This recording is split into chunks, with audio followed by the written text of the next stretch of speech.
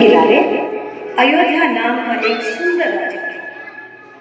अयोध्या के राजा थे राजा दशरथ। उनकी 3 रानियां और 4 पुत्र थे, राम, लक्ष्मण, भरत और शत्रुघ्न। जब राजा दशरथ ने राम को राजा बनाने की घोषणा की, तब सभी लोग बहुत खुश हुए, लेकिन रानी कैकेयी खुश नहीं थी। महाराज, क्या आपको याद है आपने मुझे 2 वचन दिए थे? आज उन वचनों को पूरा करने का समय आ गया है।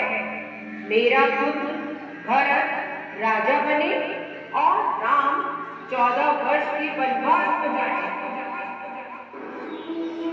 राजा दशरथ की आज्ञा पाकर राम और लक्ष्मण सीता के साथ 14 वर्ष के वनवास के लिए चले गए।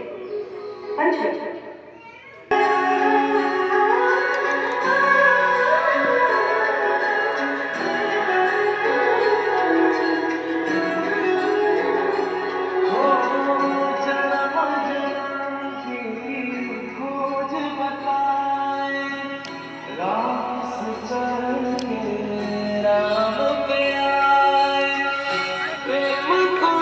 सुनहरे रंग के मृग को देखा। रंग सुनहरा मृग अति सुंदर, सीता मन को भाए, कोई जाए इस रंग को अति शीघ्र ले आए। सीता माता की इस बात को सुनकर श्री राम मृग की खोज में जंगल की ओर निकल गए। बहुत देर हो गई, प्रभु राम अभी तक लौटे नहीं। लक्ष्मण, लक्ष्मण, हे सीते, हे सीते।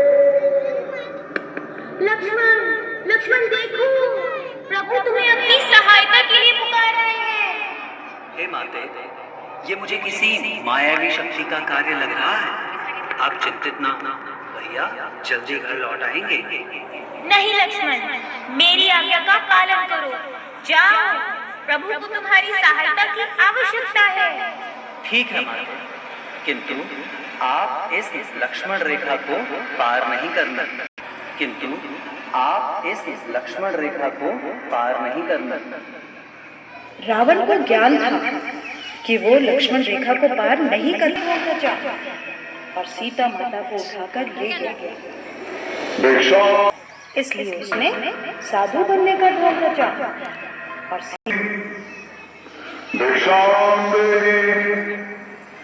हे मुनिवर, भिक्षा स्वीकार कीजिए। हे देवी, एक साधु का इतना आदर, घर के द्वार से ही भिक्षा देकर भेजना चाहती है। जाओ, नहीं चाहिए तुम्हारी भिक्षा। नहीं नहीं मुनिवर, रुकिए, मैं आती हूँ।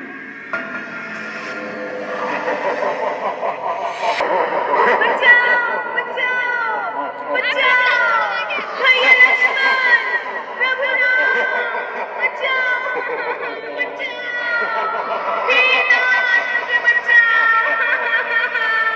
ये धर्मी पापी रावण मुझे उठाकर ले जा रहा है। राम और लक्ष्मण सीता माता को कुटिया में ना पाकर बहुत चिंतित हुए और उनकी खोज में निकल गए।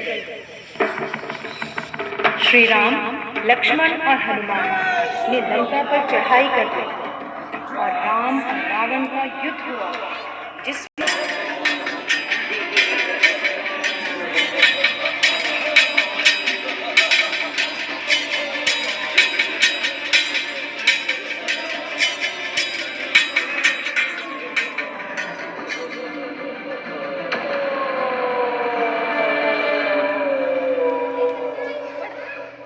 इसलिए इस दिन को विजयदशमी कहा जाता है। इस दिन को विजयदशमी का प्रतीक माना जाता है।